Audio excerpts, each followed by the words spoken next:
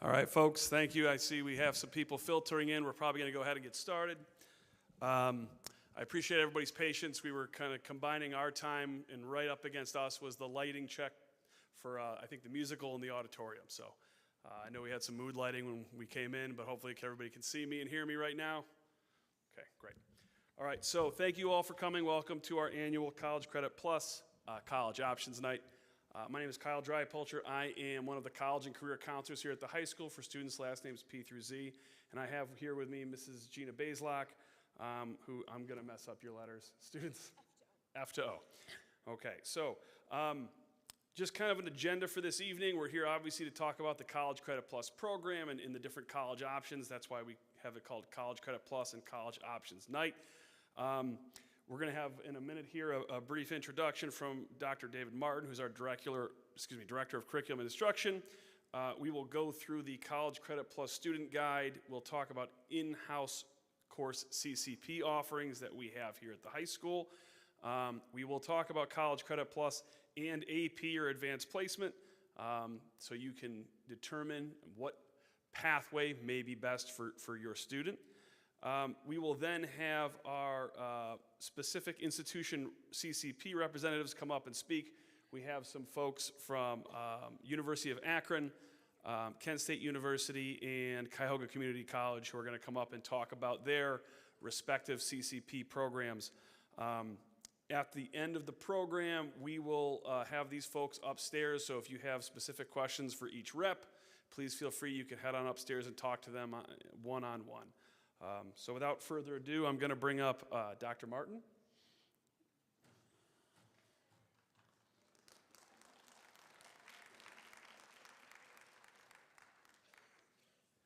Thank you for the applause. I don't know if I'm going to earn it, though. Good evening. My name is David Martin. I'm the Director of Curriculum Instruction with the Brecksville-Bobby Heights City School District. You've made it here tonight, so this is the strongly encouraged meeting. So check the box on that one. Congratulations. My assumption is that you've had discussions, student and parent, about the opportunity that awaits you with CCP. It truly is an opportunity, but I will say, folks and students, it's not for everyone. It's a great opportunity, but not for everyone. Why isn't it for everyone? This is college-level content. It's college-level rigor, and it's college-level themes, adult themes. So if you're up for that, if you're up for that challenge and that kind of rigor, you're going to have a great experience. If you aren't, I would really have a discussion and think deeply about what you want to do, because there are deadlines. This sounds a little strange, but I'm the guy that says no. So hopefully we won't have to talk next year. And why do I have to say no? I want to remind you of a few things. First and foremost, there's intent to participate. Please, please, please, even if you aren't super sure you're going to do CCP, fill out that intent to participate by April 1st. Because when people don't, I have to say no, we can't admit you. So even if you're kind of on the fence, fill it out anyways, you'll be safe. Withdrawal. You must follow all add and drop withdrawal course requirements. If you are beyond the window when to withdraw from a particular course, I'm the guy that has to say no, and then you're on the hook to pay for it. So make sure you know when those withdrawal requirements kick in for particular courses. Please check in with the High School Media Center for all mandatory materials. They have a lot of them available here. We pay for all required materials. We do not pay for recommended materials. So again, welcome. This is a great opportunity. Hopefully we won't have to talk next year, and best wishes on your CCP endeavor.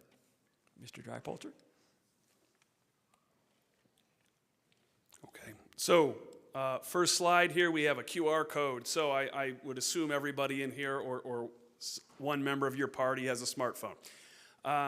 We do have a very few select hard copies if you have a flip phone or if you just would like some type of hard copy to follow along with. So this is Bazelak. If you raise your hand.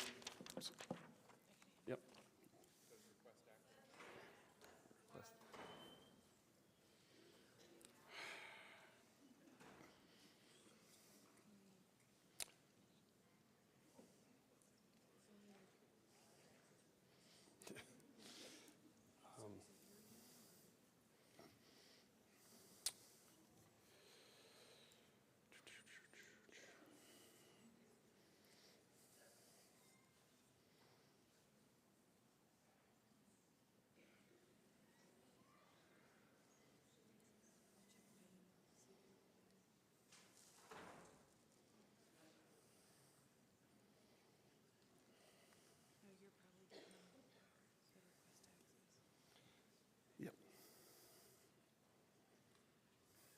Okay, folks, give me 1 second here.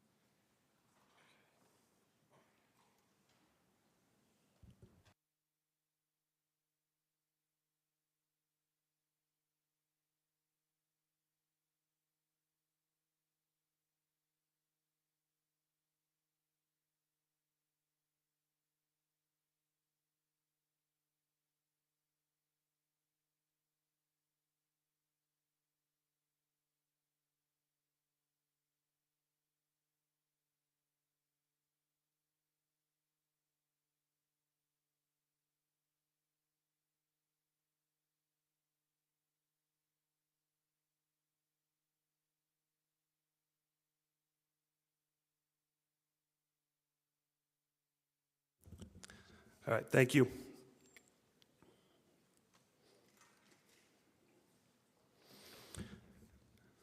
Okay, thank you. So basically what you're going to do here is I'm going to go through the form. You have the hard copy.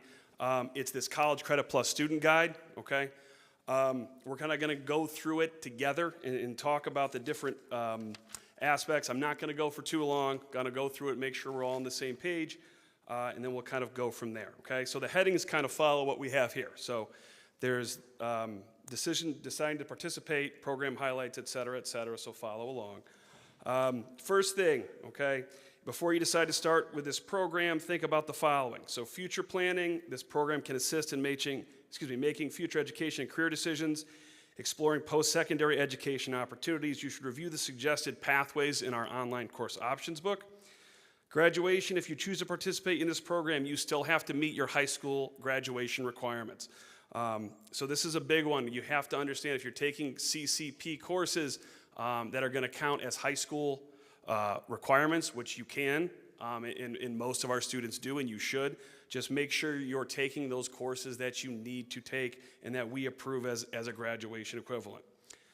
The scheduling piece, okay, participating in this program, the majority of our students are doing either part-time or full-time. I know with online courses becoming more prevalent, a lot of students are now using, doing online coursework. Sorry, I'll go back to this in case the folks need it who are walking in. But your schedule, you have to plan accordingly. We have situations where students don't quite understand the logistics. If they have, for example, a lab science course that they're taking that they have to be on campus for, or certain online courses where they even may have set meeting times, you have to plan accordingly with your high school schedule.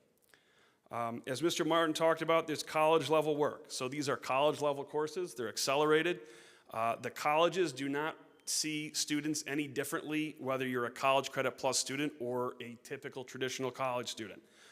So just be mindful of that. So contacting professors, asking for help, time management, all of those things students have to be able to do at a college level. Transportation, students, if they have to go onto campus, and even with online courses, students may have to access the college library or, for whatever reason, you have to provide your own transportation to and from campus. Okay, so be mindful of that. Extracurricular activities, and this is a big question, especially with students who are athletes, students who maybe are in clubs, musical, band, other activities that have set times that you have to be here at the high school. Plan accordingly. Students sometimes, because we have high school age students here, and sometimes for those of you who might be middle school students, coming here and saying, okay, well, I have to get to my soccer practice or I have to get to my band practice. How am I supposed to do that if I have a class until 4 o'clock? These are the things you have to think ahead about. Program highlights. So the CCP program can provide a number of opportunities for students. Mainly, you have the opportunity to take a wider variety of courses that might not be offered at the high school. Colleges can have hundreds and hundreds of class options. At a high school, obviously, we don't have that many. Early exposure to college-level academic rigor and the flexibility of taking a certain number of courses. So students may find that they can, for example, fulfill their college English requirement, right, taking a college English course. So some advantages on that end. You get both high school credit and college credit, okay? So the words thrown around might be dual enrollment. You'll hear that a lot. Basically, you're earning both high school and college credit. So in the long run, students could go into college. When you graduate high school, you're technically a freshman, but you may have enough credits to be considered a sophomore. Courses that have an AP course equivalent in a given subject area that we have here at the high school get AP grade weighting. Okay, so essentially, if you take a course that has that equivalent on the college level and we have an AP course in that subject area, it gets a 5.0 grade weighting. With the program advantages, there are program considerations and things to think about, or maybe some downsides to it. You have reduced opportunities for high school activities at times. We've talked about that, but it is important to be careful. Athletics, student groups, making sure your district and state eligibility requirements, okay? CCP courses do count towards athletic eligibility, but you have to make sure you're still meeting the equivalent of what the OHSAA requires. Lower failing grades in college courses do impact your cumulative GPA. When you earn a grade in a CCP course, that grade is part of your academic record and it goes on your high school transcript, and it's also a part of your college transcript. A common misnomer we get, despite how much we try to offer consultations like this meeting and other meetings for students and parents, is if a student takes a class and let's say gets a D, and the parent goes, well, that's not fair. It's their first college course. Can't we just wipe that out and they can start over and just get kind of a do-over? Unfortunately, that's part of your record. It goes on your transcript. If you fail a course, and this is going back to what Dr. Martin opened with, if you fail a course or you withdraw past an add drop deadline, you will be held financially responsible for that course.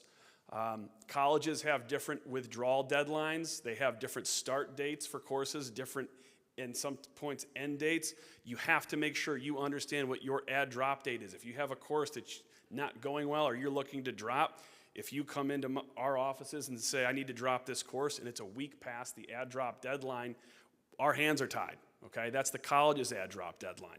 And the policy is, okay, if you drop that course, you're financially liable for whatever credit hour cost that would be. Failure to earn credit for courses that especially serve as graduation requirements, as you can imagine, would jeopardize graduation eligibility. So let's say a classic example might be I'm taking a CCP government course and I fail that course. Well, I need that government credit or that equivalent for my high school graduation eligibility. So your choices are you would have to retake that course at a cost to yourself, or, which is more likely, is you would take that course back at the high school. But failing a course that you need for graduation complicates things, okay? So again, what we're trying to impart here is be mindful of the expectations, be mindful of the different components, because this is college level work, and different than many students are used to, especially when they start in a program. It's not the flexibility that you have in the high school with teachers that we all know and counselors who all work together. There's a certain amount of personal responsibility and independence that needs to be, that really needs to be utilized and considered. Okay, so steps to follow. So again, going right down here on the back of page 2. If you're interested in this program, you want to kind of go home and talk this over. You need to notify our district what's called the intent to participate form, in which we have a code at the end, and we'll make sure that all works for you guys before you leave. By April 1st, if you plan to take part in the CCP program for next year. So obviously this is January of 2025, so this intent form is for the 2025-2026 school year, which does include summer courses, okay? So if students are planning to take courses this summer, in the summer of 2025, those courses still fall under this intent to participate timeline. Okay, so discuss this and making sure it's right for you. Submit the intent form by April 1st. It's an electronic, it's a Google form. Again, we'll make sure this works before you folks leave here. You want to complete the admission process for each institution. So every college, and these folks will come up here and they will speak to their own process, but you want to make sure that you are accepted as a college student, because regardless of, again, whether it's CCP or not, you still have to meet their college requirements like any student would. So make sure you fill out their application, you submit the transcript request form, which that link again I will make sure you guys have all the links. I'm not sure what happened there. Before you leave here, where you can fill out a transcript request form for each school after you've applied. So apply first, fill out the transcript request form second. We as counselors will send that transcript to that institution. Once you're notified of your official acceptance, then you can start the registration process. You also want to meet with your counselor to confirm and verify you've been accepted, okay, so that we can move forward. You also want to determine your eligibility credits, your course selection, and do in any type of authorization form or institutional course approval form. So again, these folks will talk to you about their individual programs, but certain schools have, for example, Cuyahoga Community College has an authorization form where we as counselors have to approve the credits and courses that students take, okay? Not every college or university who has a CCP program does it exactly the same. So you just need to be mindful of whatever their process and procedures are.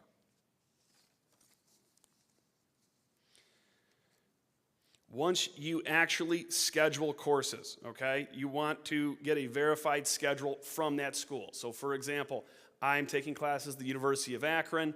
I'm going to start this summer, and I register for 2 classes, and it's March. You want to get those classes and that information to myself, Mrs. Baislock, Mrs. Owens, Mrs. Milano, Mrs. Giannazzo, whoever your counselor is, so that we can verify, okay, you're taking these classes, you're registered, and then we can appropriately adjust any scheduling on the high school side of things. You want to secure a syllabus from your course professors. And this is, I think, sometimes where students, because this is a new process for many of you, it's not like high school necessarily where you sit down and you are kind of handheld and given the things you need.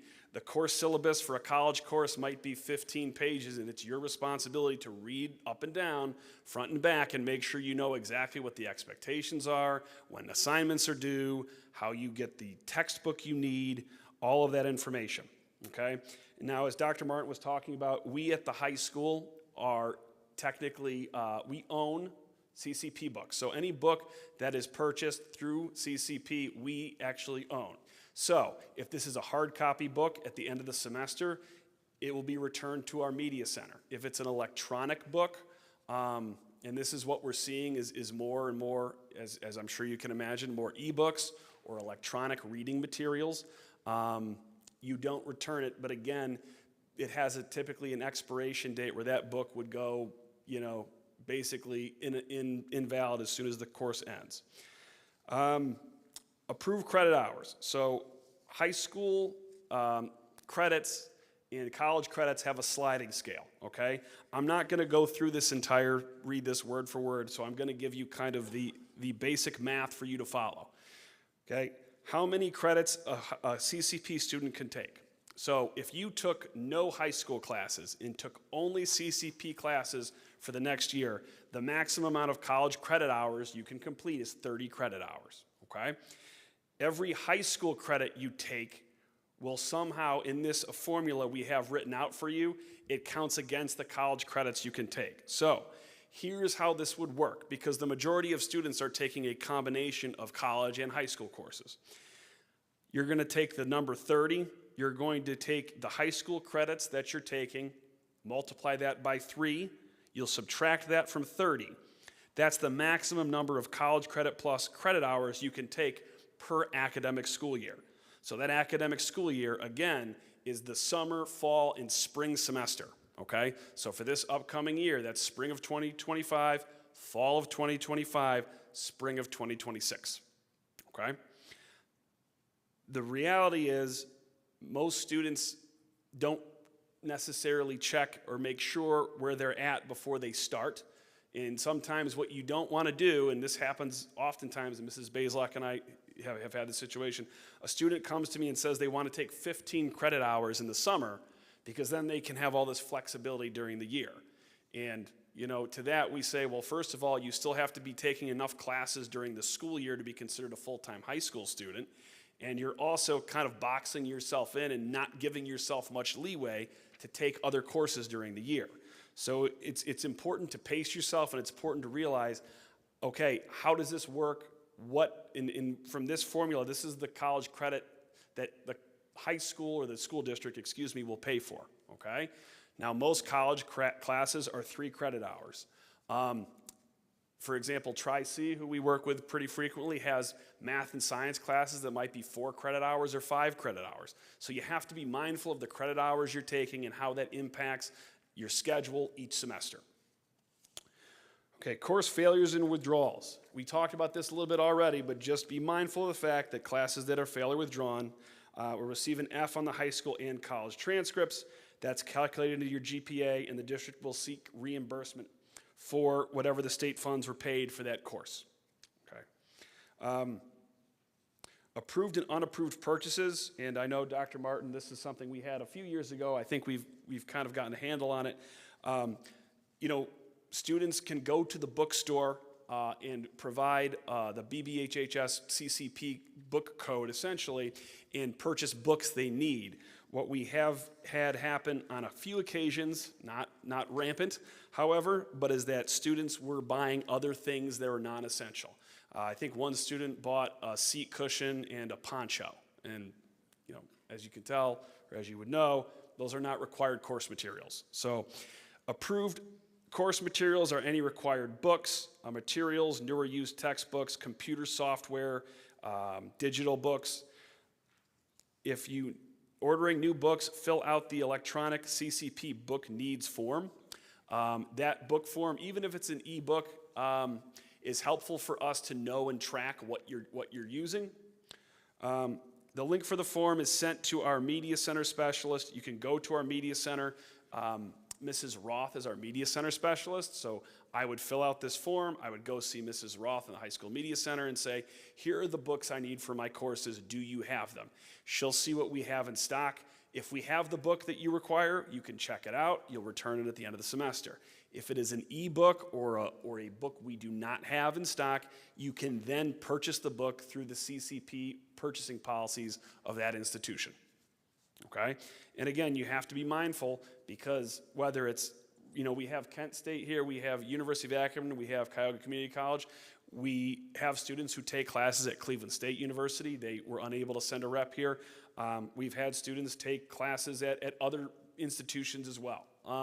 So it's important just to be mindful of whatever their policies are because not all schools have the same policy.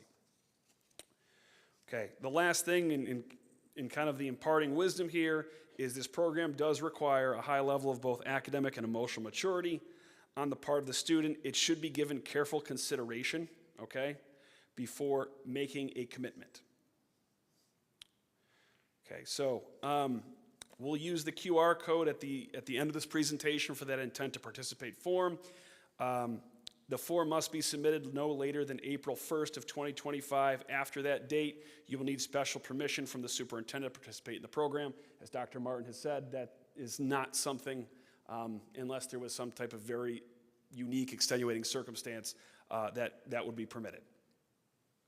Okay, so we do have additional resources. We will update our new student guide onto our website, but the high school website, if you go to our school counseling tab, the college and career CCP tab, okay? So that's how you would get to the other CCP. We have direct links to the state, So you can look at the state rules and some of that information that's really more geared towards how the program works on a state level and all of those rules and procedures on that side. Okay, so we do have in-house courses we offer here. Through Cuyahoga Community College, we have a partnership with. Those classes are College Composition 1 and College Composition 2 and Calculus 3. They are offered in-house, which means they're taught by teachers here at the high school. Dr. Deanna Jordan, who is an English teacher here, teaches those College Comp courses, and Mrs. Reynolds, who is a math teacher, teaches the Calculus 3 class. So these courses are fully transferable to Ohio State colleges and universities. You have to, very much like being a traditional college student, to qualify to take these classes, you have to have the qualifying GPA, SAT, ACT score, placement test for admission. So you still have to follow those same steps for admission that you would for any student. I think many of you are here because I know that students are sometimes saying, okay, well, I might take that College Credit Plus route. I might go the Advanced Placement AP route. I'm not exactly sure what might be best for me. All right, so just to kind of give you the flip side of the coin, AP courses are college level courses that are obviously offered here at the high school. They are reflections of what is taught at the introductory college courses for many college courses. At the end of the course, the students will take an AP exam that measures how well they have mastered the college level work. Traditionally speaking, those tests are scored on a scale of 5.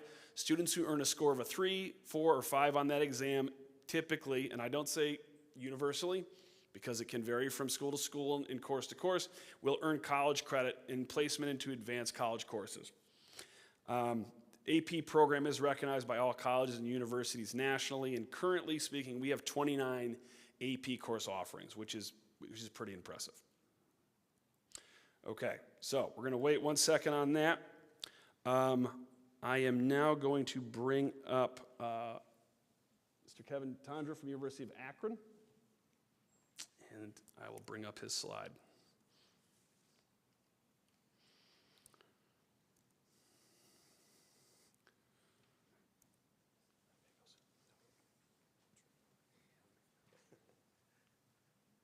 All right, thank you. Again, my name is Kevin Tondra. I've been at the University of Akron since 1989, first as a student. I can remember that freshman year as a student, I got a job on campus, which is great.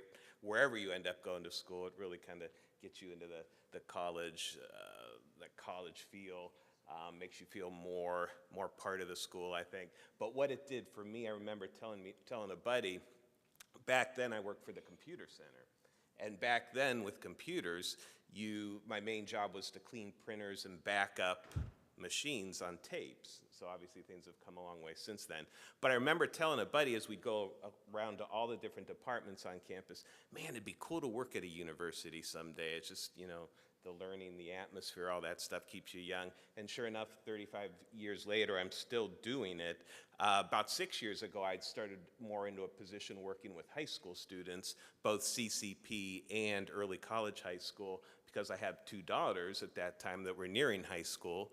The youngest now is going to be graduating, so that'll end that. But why I did it, and I think it's important, and again, regardless of whether you end up taking them at Tri-C or Kent or Cleveland State or wherever, I really felt at that point with daughters that were nearing the point of high school, if I could get it from your perspective, and I could get it from your perspective, both at the same time, and then backing up what Dr. Martin said, these are college courses. We've seen the successes and we've seen the challenges. Oftentimes, because they're free, there's a push maybe to sometimes take a little bit more than what might be in the best interest of a student. So I think what Dr. Martin said is certainly something to, it's exciting, don't get me wrong, super exciting, but it's not like you're going out to a store and buying shoes or clothes. These are college courses. They work towards eventual college, they work toward your high school, and we're here to support that. You not only have high school counselors to support that, but whether you're doing it at Tri-C or at Kent, you'll each have a university advisor that'll support you as well. So if a student's doing this right, they're going to utilize both the university counselor and their own school counselor, and of course the professor, and those are the students that typically end up succeeding. So, if you're thinking of going to Akron, what would you be looking at in terms of options? And we're not like with Tri-C that has on-site courses. If you were to do Akron, you'd either be looking at online, and as Kyle, I apologize, Kyle, for not knowing your last name, as he was saying, with online, you can do it a couple different ways. They either offer what's called asynchronous, meaning a professor will have a course that's online, and you work at your own pace as long as you meet those professors' deadlines. What do you think happens with those type of classes when they go south? Again, you're working online. You don't have any specific times you're meeting as a class online. Stuff's posted, whether it's the lectures, videos, PowerPoints, notes, test quizzes, and as long as you meet those professors' deadlines, you're good to go. It sounds exciting, but where does it go wrong? Exactly, the time management, not keeping up, falling behind, and then getting too scared to reach out to somebody, whether it's a school counselor, university counselor, the professor. That's where that can go wrong quickly. Does it go well often? Absolutely. But it takes a student that really can stay on top of the game, that maybe even a little bit more mature than the typical CCP student to succeed at those. Then you have the synchronous online classes. Those you watch, it'd be like me watching the course live, maybe Monday, Wednesday, Friday from 8:30 to 9:25 each day. So you're watching it. It's being taught on main campus and then just being streamed to different sites or different high schools. Or, well, yeah, usually it's done that way. Those, again, the only difference is between sitting there and watching the professor live is you're sitting on your computer watching the professor live. So those are the two different online options. The majority of the online options are asynchronous, work at your own pace. The other option at Akron, if you were to consider coming to Akron, would be somebody that wants to come to main campus. Typically, you know, if my daughter was attending Brecksville and they were considering taking English Comp 1, there would have to be a darn good reason for me not to recommend taking it on site here at the school. I mean, if it's here at the school, that's where I'd be attending it. Having said that, as students typically get a little further along in their high school career, they're juniors, certainly seniors, sometimes these students have their own transportation by then. Even if they wouldn't be coming to Akron, maybe they want to come to Kent, but they would just want to get more of a feel for what it's like at the institution, at a main campus. So then they start mixing in with their high school schedules, or they go exclusively to the college and take all their classes, so that some seniors, typically seniors, their senior year they may be taking 4 or 5 college classes, and that's what they're doing. And then they go from there. At Akron, you either need a 3.0 or higher to be admitted into our program off the high school transcript, and that's unweighted, or you have to have at least one of the remediation-free scores on the ACT or SAT, so either a 3.0 or higher, or an 18 or higher on the English ACT subset, or 22 or higher on the reading subset, or math of a 22 or higher, or one of those. And again, institutions typically are similar. There might be a little bit of variation, but this is really off the state, what the state rules are. If a student wouldn't have the 3.0 or higher, let's say they have a 2.98, which we've seen, we do give those consideration too. Usually a committee looks at those. Any students in middle school in here that are considering? Okay. Yeah, those we look at, you know, those with middle school students, if a middle school applicant without an established high school GPA, those are required to take ACT or SAT. Those typically, students that are in middle school will meet maybe a little bit more, because the norm are typically, how many juniors, seniors in here? A lot, okay. Sophomores? Freshman? Okay. Yeah, it's usually how it goes. All right. Once you're accepted, well, let's go real quick how to apply. I have these sheets at the table upstairs, so if you're interested in CCP at Akron, just grab a sheet. It'll have the how to apply. Really, that link right there, it's really easy. What you would have to do is fill out the university application, as was already described. There's a signature page and a permission page that you print. The signature page basically says everything that was already talked about up here, you understand, so that in case something doesn't go right and you end up having to pay for the course, you're aware of that. So that requires student signature, parent signature, counselor signature, and then there's a permission slip for any kind of mature themes that a student might. This doesn't happen too often. It's very rare that it does, but in the event that it would come up, as it was already talked about, you were already made aware these are college courses. And there goes the slide. Come back. Does it have a code?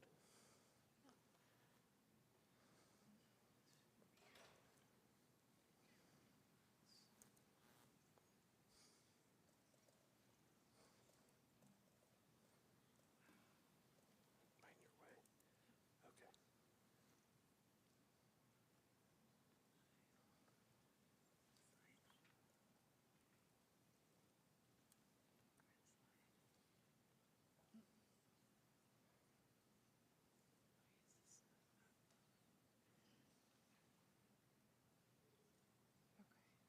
way. Okay. And I'll just wrap up while she does this. Our deadline for summer and fall is April 15th to have the application material submitted. Once you're accepted, you get assigned a CCP orientation date. At that orientation's when you meet who will be your university advisor, who will sit down with you and look at your specific situation. That person becomes your guide throughout the rest of the time at your CCP program. Again, likely very similar to what it would be at Kent and at Tri-C or any school. So, having said that, it's an exciting time for all of you. We're here to help you, whether you attend this at Kent or again, Tri-C or Lorraine or wherever, and wherever you end up and go even beyond that, I don't really care. That's what I always tell students. People sometimes think, oh, he works at the University of Akron, he's always going to be gearing me. I really, having two daughters, and again, being able to see it from both sides has taught me you really just want what's in the best interest of the student. And you can see it from also the parents' eyes too. So it's a team effort. We probably talk to the parents oftentimes, not maybe as much as the student, but often, certainly a good amount of time, making sure that as the student begins this, that they will be given the most successful opportunities as possible. And with that, I am done. So thank you. If you have questions, I will be out there later.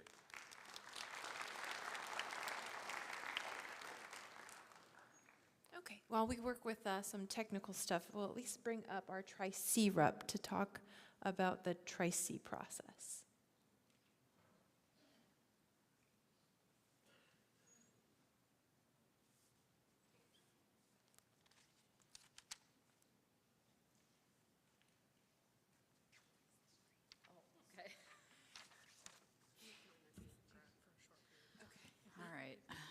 Microphone for short people. Good evening. My name is Dr. Chris Walls, and I serve as the Executive Director for College Credit Plus at Cuyahoga Community College, and I have my colleague. Hi, everyone. My name is Ricky Janis. I'm one of our recruitment specialists at the Western Campus. So we also have slides, and I think they're working on it. So while they're working on it, I will give you a couple of little tidbits. I myself, believe it or not, I'm gonna shock you, I'm 52 years old, and I went to a community college starting off myself. I took psychology and sociology. So I myself, back in the early days, was a College Credit Plus student. Best decision I ever made.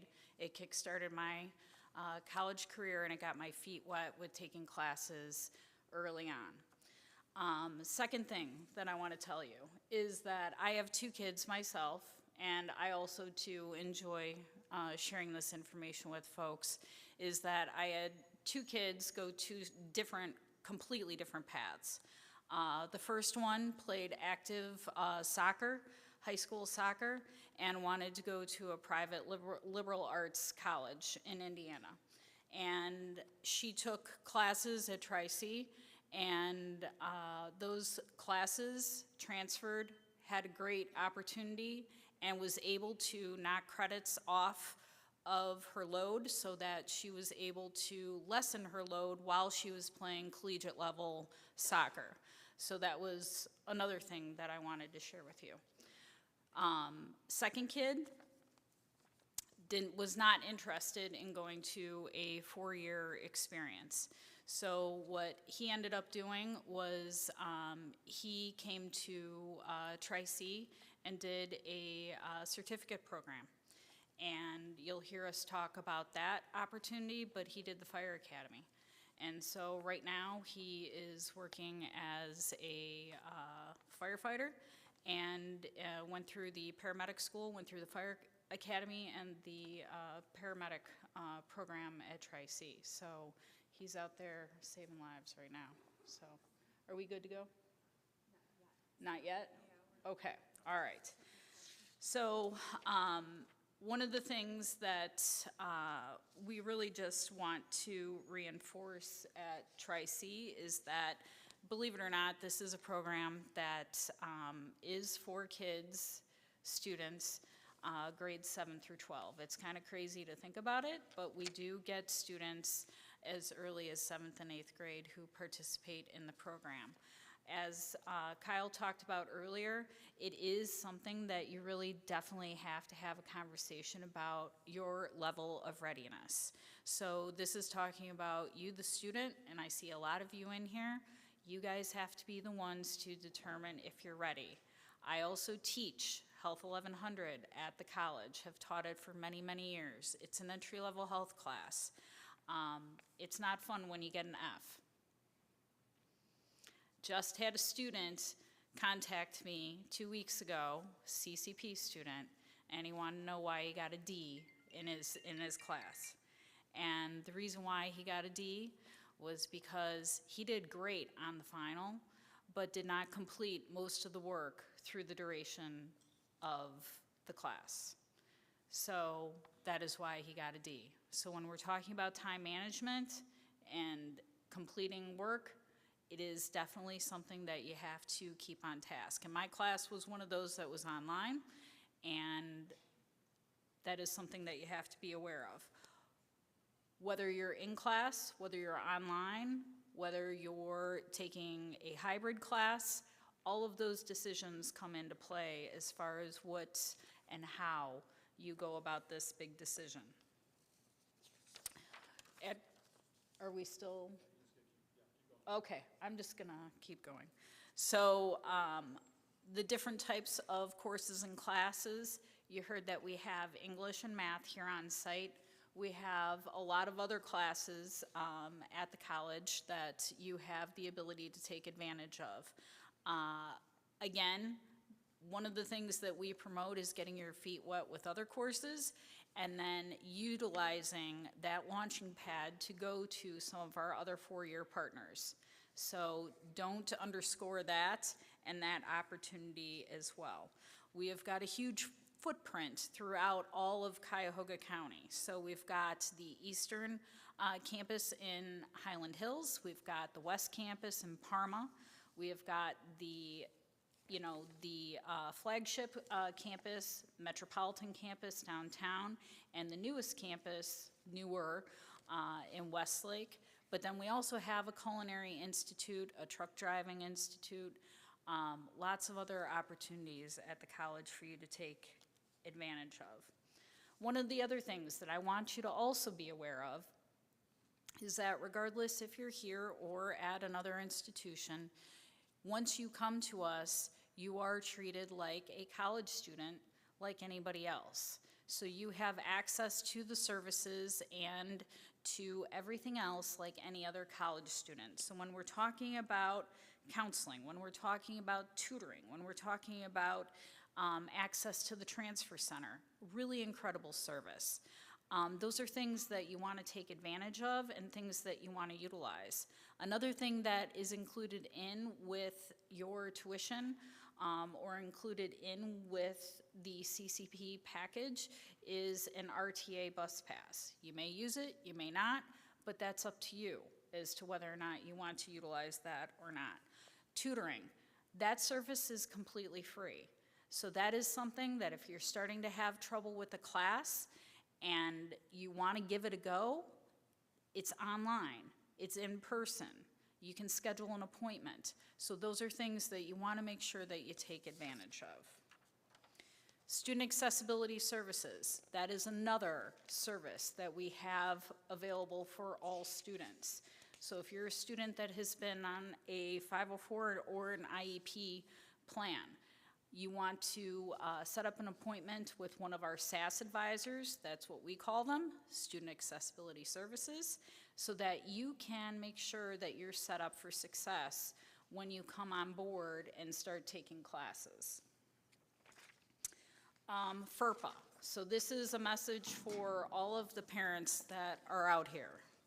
I'm going to be like Dr. Martin, and this is where I have to say no.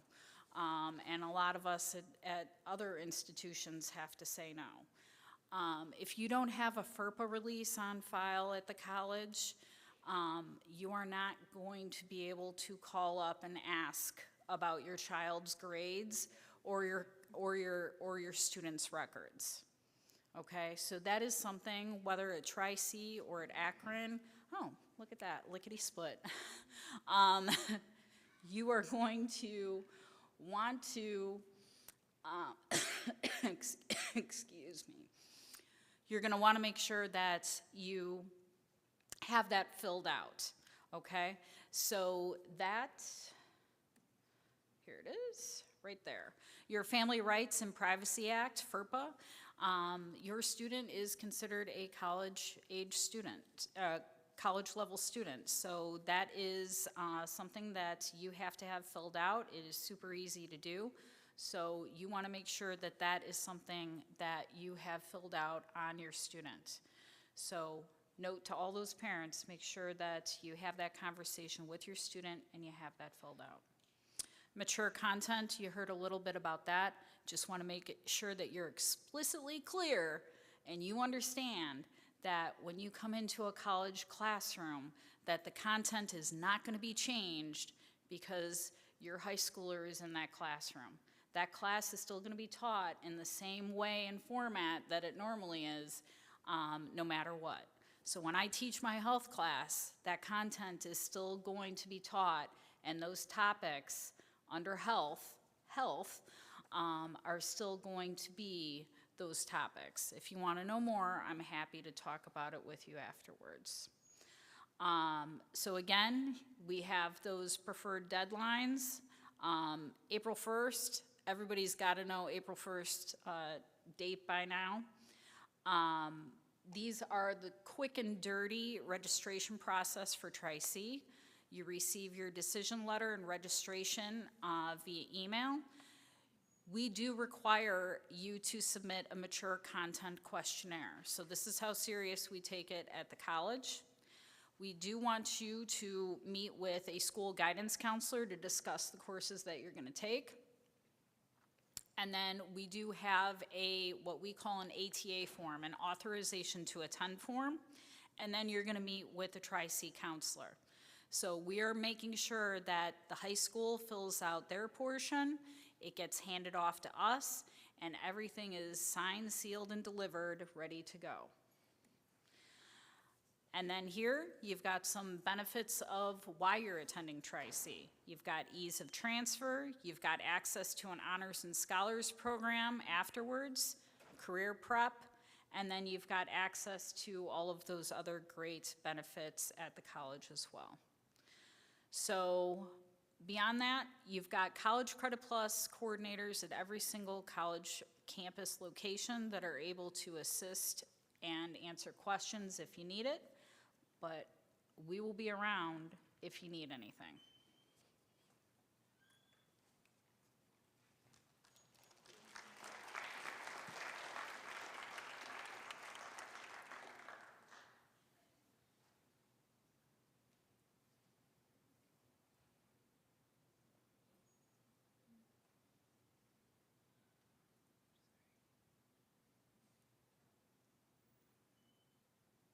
Okay, next up we have Kent State. Hello, my name is Matt Fink. I am an academic advisor at Kent State. I've been with Kent State since 2009. I started out teaching in the English department, and I eventually transitioned to the Twinsburg Academic Center, where I'm now working as an academic advisor, and I work with a lot of CCP students. So if you do end up going to Kent State, there's a very good chance that you might be working with me to make out your schedules. So you'll see here the application process and orientation. So this is very similar to what we've already discussed for what the other speakers already reviewed. These standards are pretty standard across the different schools that offer CCP classes. So I don't think there's anything there that will be too surprising to you. The only thing that might be different would be our application deadlines. For summer, it is April 15th. For fall 2025, the deadline will be June the 1st. And for spring 2026, it is October 15th. So please do be mindful of that. Those deadlines are firm. So we want to make sure that if you're interested that you're turning in materials by those deadlines. And you can see the things that you'd have to do before you can register for classes. So that would be attending a mandatory orientation. That you can do online. You can do that over something that's called Canvas. Every year, students make an appointment with me to register for classes before they've done orientation. And I have to say, unfortunately, you can't register yet. You have to go back and do orientation. So that's something to be aware of, that if you are admitted and you want to take classes with us, you got to do that orientation first. You also have to do at least one mandatory advising session. So this is another thing where students will want to register for classes before they speak with their academic advisor. So that's not possible, and there's a really good reason why. It's because we want you to be taking classes that you're actually eligible to take. So as a new CCP student, you enter at what's called level 1, and that's where you will be until you complete 15 CCP credits. And at level 1, you are basically restricted to classes that are in what's called the Kent Core, and it's a very long list, but they're all sort of 1,000 and 2,000 level classes. And they should be classes that are generally appropriate for a CCP student. You also can take IT classes, computer science classes, and languages. Those are all at level 1. But we want to talk to you because we want to make sure, first of all, you're not signing up for level 2 classes, because it's actually possible that you could. And every semester we see students who sign up for classes that they technically aren't eligible to take. And that can be a real problem if we don't catch it until, say, the 3rd week of class. Because now we have to ask you to withdraw from that class. You get a W on your transcript. You might have, in some cases, have to pay for the portion of the class that you've already attended. So please, please, please reach out to your academic advisor. I would say make no changes to your schedule unless you've already talked to your guidance counselor and your academic advisor, okay?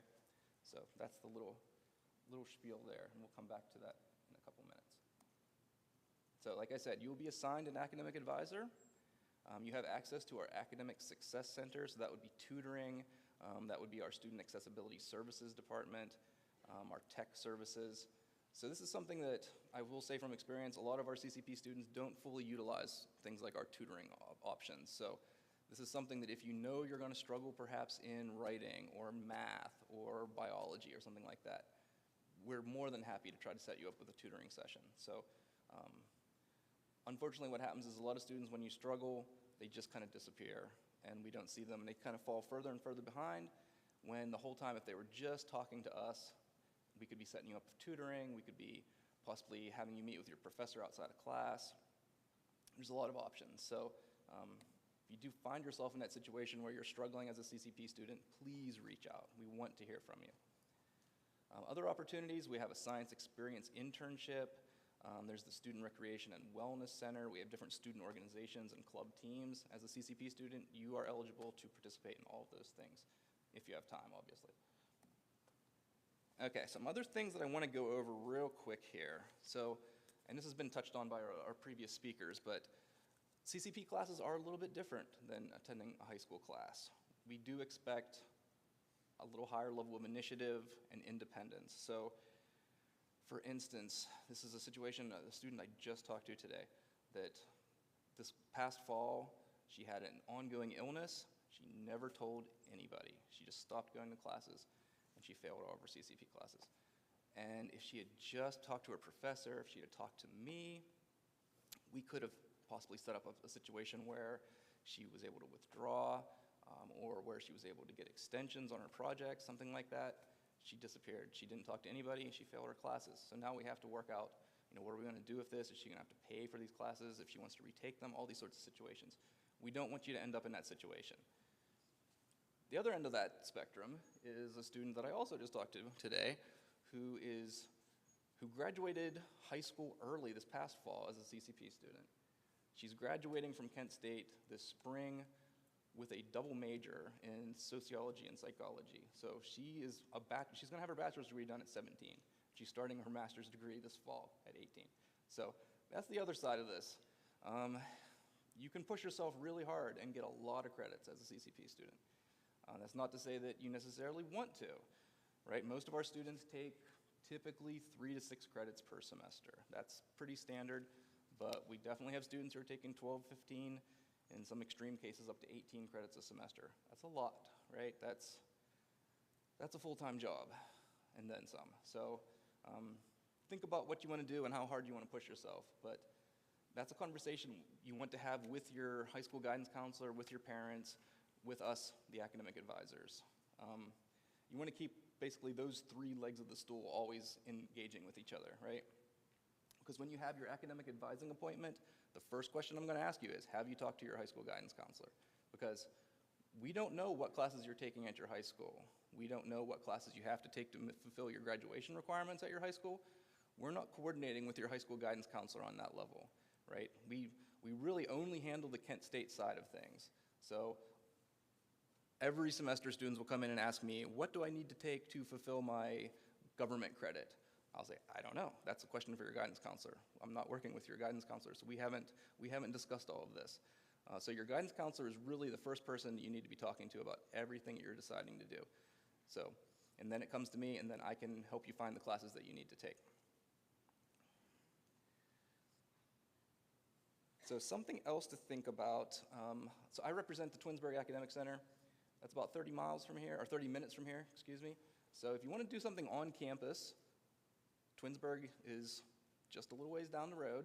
And I will say from experience, the vast majority of students who are taking CCP classes prefer to take them online, and I totally understand why, because it's the most flexible format, obviously, and if you're playing sports, all those sorts of things, it can be difficult to come to campus, drive 30 minutes, come to campus, perhaps drive back to your high school, or drive, to wherever your sports practice is, that sort of thing.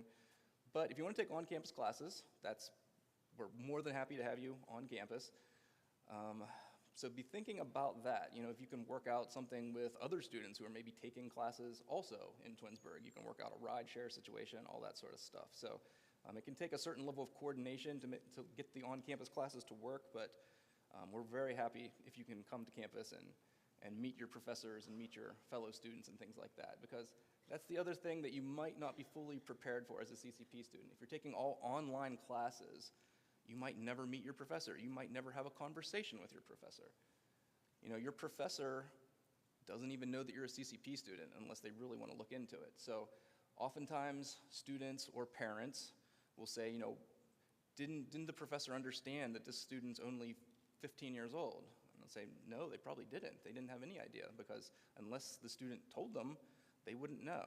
So especially with the online classes, you have to be really kind of on the game, making sure you're hitting all your deadlines, making sure that you're really holding yourself accountable for how that class is going, because your professor's not going to do that. Your professor's not going to reach out and say, hey, you're not doing too well here. I mean, they might, depending on the professor, but in many cases, you're responsible for that grade that you're getting in that class. So be aware of that. That might be a little different than what you're doing in your high school classes, is that Some of your professors might be more hands-off than other professors. And something else to think about, I say this especially for the parents in the room, get to know exactly what your student wants to do, right? Because I understand that, I mean, you can save a ton of money if your student ends up getting 60, 70, 80 credits of CCP before they go to college. I mean, at that point, you might only have 1 year of college left to finish your degree. But it also, that's a trade-off, right? I mean, you're definitely, that student might not have a whole lot of free time. And, you know, you do want your student to have a life too, outside of taking classes. So, you know, as an academic advisor, parents very often will sit in on the advising sessions, and I very often will overhear a parent say, you know, you're not doing anything this summer, why don't you take 12 credits? And I can hear the students go, oh, I don't know if I really want to, and that's, you know, I'm gonna be working so hard if I do that. And the parent will say, no, you're not sitting around all summer, you're taking those classes. As an academic advisor, the parent and the student work that out. You know, I'm not gonna insert myself there. But I often feel kind of bad for that student who has to take so many classes that maybe they're not gonna do much over the summer other than take classes. So have that conversation with your student to kind of make sure what they wanna do. And for the CCP students in this room, what I want you to do is think about what classes you want to take, think about what major you want to do, all those sorts of things. Those are the kind of conversations that we'd love to have with you. And that's not to say that at 15 years old you have to already have your whole career planned out, but start thinking about that sort of stuff, because you can start getting those credits out of the way right now. You know, you could have your, you know, your math, some of your lower level math classes done, you know, if you want to be majoring in math or biology or chemistry or something like that. You know, you can start checking a lot of those boxes so that by the time you are a student at Kent State, you know, you have all those prerequisites done. You can jump right into the classes that you want for your major. And just one final thing, if you do want to take classes over the summer, April 15th, that is the day that you can register. So start thinking about that. It's going to come up more quickly than what you think. And what we want is, if you do plan to register for the summer, we want to talk to you April 15th. And we have a limited number of slots for students to talk to us. And they get filled up by CCP students really quickly. But what will happen is, if you wait until early May to register for your classes, you might get shut out because they fill up really fast. And especially if you want online classes, those are the first ones to fill up. So please don't wait until the last minute to register, because you just might end up not getting some classes. So like I said, have these conversations now, start thinking about what you want to do, and if you have questions, feel free to reach out to me, the other advisor for CCP. Her name is Kelly Jones Cochran. We're always happy to talk to CCP students, so any questions you have, please reach out to us. We'll always make ourselves available, okay? Thanks.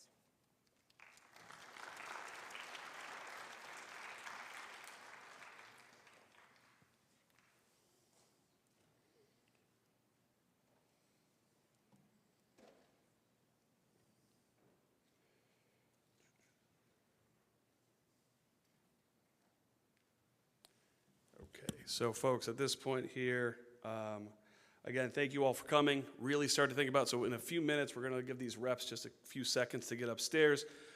This is the intent to participate form. So if you want to get a jump start on this, go ahead. This should work. We double checked it to make sure everything works well.